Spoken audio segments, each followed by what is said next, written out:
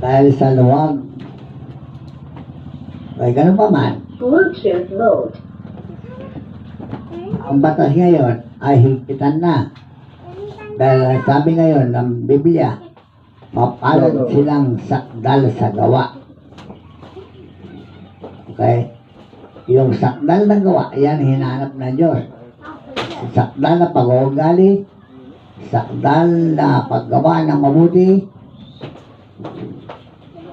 at ay magiging sakdal na.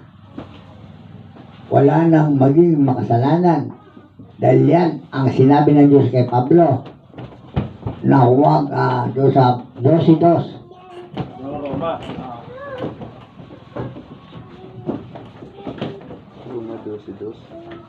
Roma 12:2. At huwag kayong magsiayon sa sanlibutan ito, kundi mag-ibang ayaw sa pamamagitan ng pagbabago ng inyong pag-isip, upang mapatunayan ninyo kung aninong mabuti at kaya-haya at lubos na kalooban ng Diyos. Kasi pinalaya sila ni Kristo. Dahil noong panahon ni Kristo talagang gugunawin ng Diyos ang buong sa katauhan. Kaya lang sa awa niya mga tao, pinagtanggol niya sila. Tinubos niya ang lahat ng mga tao sa pamagitan ng kamatayan ng kanyang sariling katawan.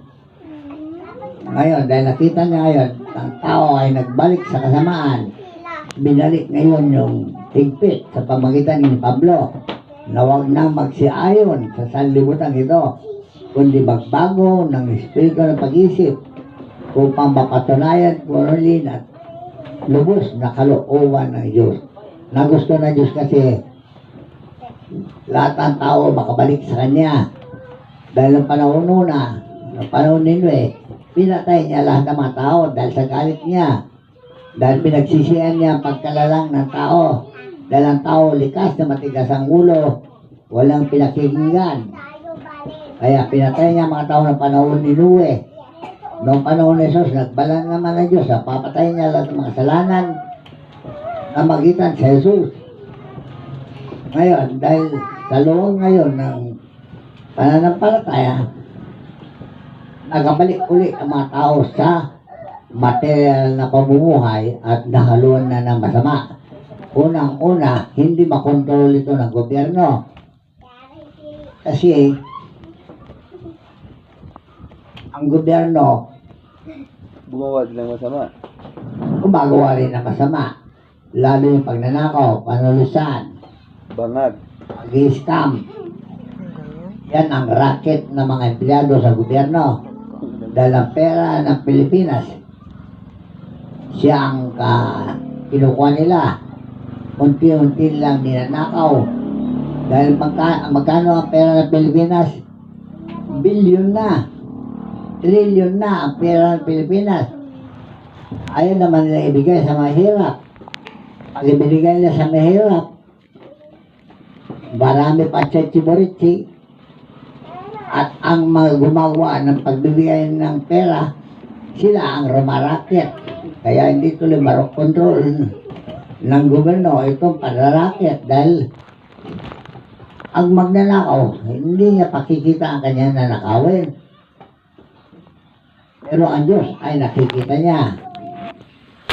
Kaya ngayon, itong paghihigpit na ito, bumalik ulit dahil talagang likas ang tao na hindi pa nagbago. Mula pa noon hanggang ngayon, hindi nagbago. Yan ang reklamo niya. Kaya para sa gano'n makapagbago ang tao, higpitan niya ulit ang batas. Kaya sinabi niya kanina, dekorasyon lang ang 10 Commandments sa mga tao. Pero ngayon ipatupad na, sa pilitan na dahil sa kaluwagan ng tao nasanay, namihasa sa paluloko. Kahit na pulis, manluloko na. Kahit na anong ahensya ng gobyerno, manluloko na. Hindi mo na mabawalan yan. So, ang tanging paraan yan, palitan na talaga ang gobyerno. Maghari na ang Diyos. At ang kalakasan naman Diyos ay katulan, di ba? Anong katulan? Kamatayan ng makasalanan. Kaya dami na mamatay ngayon. Di ba niyo napansin? Pansin po. Dahil ang mga sakit ngayon, hindi na mapagaling ng mga doktor. Kahit na anong formula,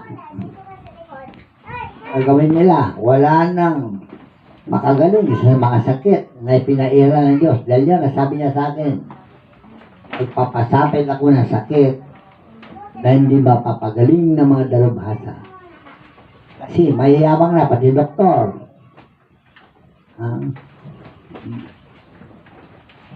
Sikat na mga doktor ngayon. Kaya lang, yan din ang paraan na ginawa ng Diyos para kumunti ang tao. Bakit pinakaunti ng Diyos ang tao? Bakit binabawasan niya ang tao? Dahil sa mga lulong sa kasalanan. Dahil hindi sumusunod nga sa banal na utos. Hindi sila napasakop sa banal na utos. Tamo kayo gobyerno. Bakit hindi na mapatigil yung mga tinatawag na marketing? Marketing na pandulo. Pati linggo, mayroon, di ba? Kaya, pag linggo, dagsahan doon sa market at wala na nagsisimba. Totoo ba? Kaya kung halimbawa mag-utos sa gobyerno na itigil lahat ng hanap buhay, pati mga natawag na tindahan na yan, yung SM, yung mga mall, pag itigil lahat yan, maaaring magkaroon ng kapayapaan dahil galakan na sila sa daan ng Panginoon. Makinig na sila sa utos ng Diyos.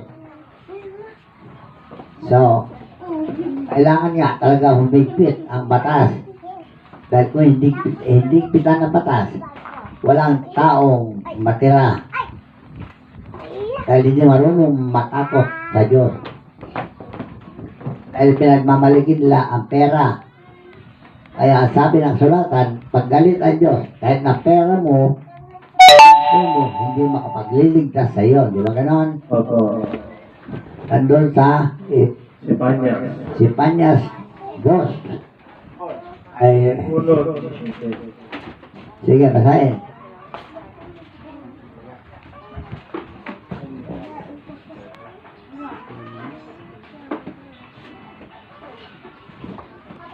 Dos 17.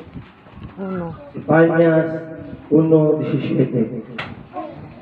At aking dadalhan ng kapisahan ang mga tao na sila'y magsisilakan na parang mga bulak sapagkat sila'y nangagkasala laban sa Panginoon at ang kanilang dugo ay makukubo na parang alabok at ang kanilang katawan ay parang dumi kahit ang kanilang pilak o ang kanilang gituma na hindi makapagliligtas sa kanila sa karawan ng kapuotan ng Panginoon kundi ang buong lupain ay masusubok sa pamamagitan ng apoy ng kanyang paninibugho sapagkat nawawakas niya. Oo, isang kakilakilakot na wakas nilang lahat na nagsisintahan sa lupain. So, ano yung paninibugho? Dahil ang pera ngayon na sinasamba ng tao, di ba? Hindi na Diyos, pera na. Kaya nanibugho siya sa pera. Kaya lahat ngayon na mapasalak sa kayamanan o pera, hindi na makakaligtas sa kanila. Kamo kayong Kuwait. Anong nangyari sa Kuwait ngayon? Di ba nandun lahat ang gusto magkapera? Mga nag-abroad? Palagay nyo kaya yung pera na yon makakaligtas sa kanila pag galit ng Diyos? Dahil hindi na sila sumasamba. So, itong mga bagay na ito, gumagawa ng Diyos sa paraan para makabalik lahat ng mga tao. Dahil kung hindi makabalik lahat ng mga tao sa pamagitan ng Ebanghelyo, palagay ko, mga tao, mamamatay lahat. Dahil ito ang nakalagay sa kasulatan. Doon sa Deuteronomio 28:58 hanggang sa 60. Deuteronomio 28:58. Kung hindi mo isasagawa ang lahat ng mga salita ng kausang ito na nasusulat sa aklat na ito, upang ikaw ay matakot dito sa maluwalhati at kakilakilabot na pangalang ang Panginoon mong Diyos. Kung magkagayo'y gagawin ng Panginoon na kamangha-mangha ang salot sa iyo, at ang salot sa iyong binhi, malaking salot at totoong malakot, at kakilakilabot na sakit at totoong malakot. At kanyang pararatingin uli sa iyo ang lahat ng mga sakit sa Ehipto na iyong kinatakutan at nakakapit sa iyo. Bawat sakit din naman at bawat salot na hindi nasusulat sa aklat ng kautusan ito ay pararatingin nga sa iyo ng Panginoon hanggang sa ikaw ay may buwan. At Mamatay. Sige. At kayo'y malalabing kaunti sa bilang pagkatapos na kayo'y maging kaya ng mga bituin sa kalangit sa karamihan, sapagkat hindi ninyo dininig ang tinig ng Panginoon mong Diyos. At mangyayari na kung paano ang Panginoon ay nagagalak sa inyo na gawin kayong mabuti at paramihin kayo, ay kayo'y magagalak ng Panginoon ay palikol kayo at ibuwan kayo. At kayo'y panalayasin sa lupa na inyong pinapasok upang ariin. Alright. Nagaganap na ba ito? Yes. Dahil ang tao nga'y nawalan ng takot sa Diyos. Dahil namihasa sila sa pera, binalik ulit ang higpit ng batas